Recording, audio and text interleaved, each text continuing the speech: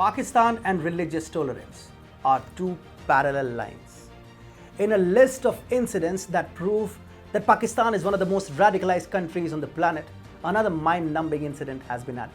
An 8-year-old Hindu boy has been slapped with blasphemy law that can warrant the death penalty for the accused. A little kid who might not even be comprehending the meaning of blasphemy is being put behind the bars, and just because of a few unsubstantiated claims that he urinated inside a madrasa.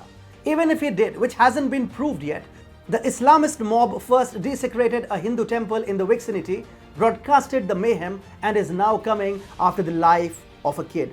There might not be a heaven on earth, but if there is a hell, it surely is a country named Pakistan where minorities are oppressed, tortured, and killed with alarming frequency. Now, even the kids are not being spared. Hi and welcome. You watching TFI English, the national socio-political analysis arm of the TFI Media Group. I'm your host, Atul Mishra. And in this video, I will tell you how Pakistan has crossed all limits of human decency by charging an 8-year-old Hindu boy with the country's blasphemy law. Let's begin. An 8-year-old Hindu boy has been charged under the highly controversial and draconian blasphemy law in Pakistan. The child could possibly be staring at the death penalty as the country's law warrants such a punishment. He's the same boy who was accused of urinating on the carpet of a local madrasa, which gave the reason for Islamists to go after him, as well as destroy a Hindu temple whose videos went viral earlier this month. According to a Guardian report, the 8-year-old boy is currently in protective custody. His family, following the attack, has gone into a hiding, fearing for its life. The surrounding Hindu families have also packed their bags and left the area. A member of the family told the publication from an undisclosed location he is not even aware of such blasphemy issues, and he has been falsely indulged in these matters. He still doesn't understand what his crime was and why he was kept in jail for a week. The family member added, "We have left our shops and work. The entire community is scared and we fear backlash. We don't want to return to this area. We don't see any concrete and meaningful action will be taken against the culprits or to safeguard the minorities living here." Ramesh Kumar, a lawmaker and head of the Pakistan Hindu Council, said the attack on the temple and blasphemy allegations against the 8-year-old minor boy has really shocked me.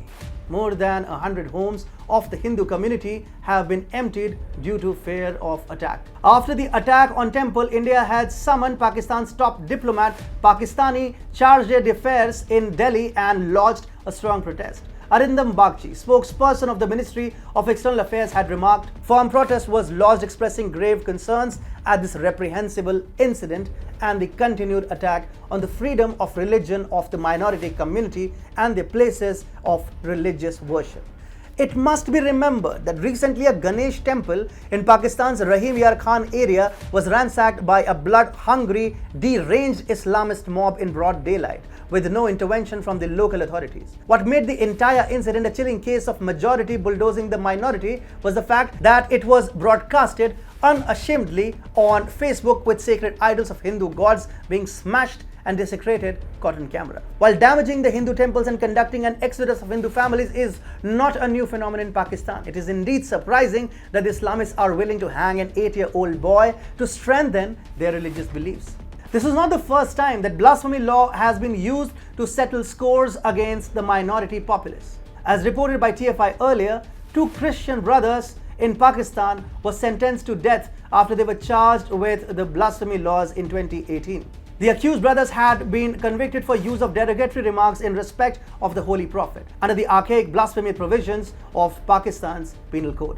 Last year, Khwaja Asif, a leader of Pakistan Muslim League Nawaz, had found himself in hot soup as Pakistan's ruling party, Pakistan Tehreek-e-Insaf, had filed a blasphemy case against him for stating no religion is superior to the other. In June 2020, Sajid Sumro, a Pakistani professor of Sindhi literature at Khairpur's Shah Abdul Latif University in Sindh province, was arrested on blasphemy charges by the police. The professor is known to Pakistani authorities for his dissenting views and criticisms of the country's most powerful clerics. However, it was the Asia Bibi case that invited significant attention towards Pakistan's draconian law. In 2010, Asia was sentenced to death on blasphemy charges. However, after an international outcry, she was acquitted of the said crime. Since 2011, a total of around 100 blasphemy cases have been registered. Moreover, around 40 people are waiting for the death sentences to be executed or are serving imprisonment for life.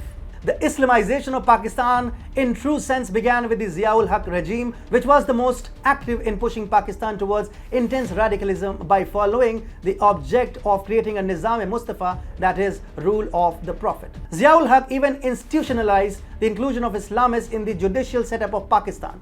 Draconian laws based on promoting Islamization of Pakistan, such as the blasphemy law and several other misogynistic laws, were enacted. His legacy remains unchallenged by the subsequent civilian governments, and hence Pakistan, which had started off as an Islamic republic, has now radicalized itself into a Sharia law state. What a shame.